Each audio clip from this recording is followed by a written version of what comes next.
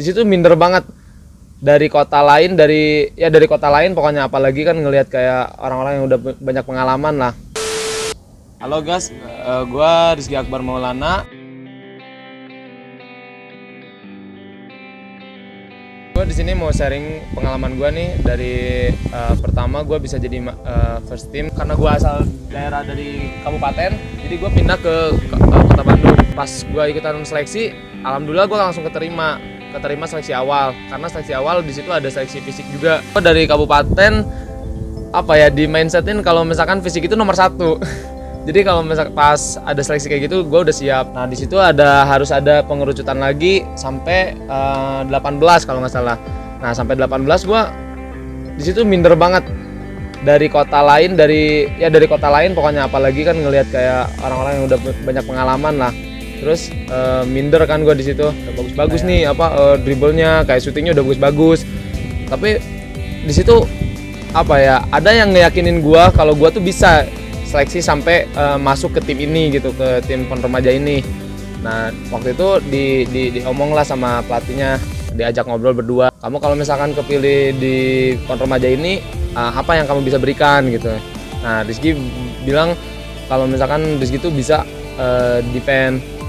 Rizky pokoknya intinya itu defend aja dulu, karena Rizky jujur ke pelatih itu, karena kalau misalkan dari fundamental shooting, drill atau dribble gitulah ya Rizky agak kurang. Nah pas di Jakarta, gue pertandingan kedua, sampai ketiga tuh gue jadi cadangan, gue jadi cadangan. Terus pas waktu game selanjutnya, tiba-tiba gue dipercayai jadi starter. Nah di situ gue kaget banget kan, awalnya gue tadinya cadangan, terus kalau main cuma 2 menit, 3 menit, itu paling banyak lah 3 menit. Kayak itu bener-bener ya gue nyadar gitu kalau gue belum jadi apa-apa di sana gitu ya, karena gue belum bisa apa-apa di sana, juga belum bisa kontribusi banyak. Nah pas waktu game selanjutnya gue langsung dipilih starter. Ya udah gue buktiin dengan dengan defense gue yang gue punya itu defense gitu. Terus karena dari awal gue karena waktu itu belum pernah cedera, jadi gue masih ngotot pokoknya intinya nggak boleh ada lawan gue yang bisa ngelewatin gue dengan gampang. Alhamdulillah sampai akhirnya gue waktu beres sampai final, gue nggak nyangka juga ada pengalaman yang paling nggak bisa gue lupain selama gue basket di dunia basket gitu.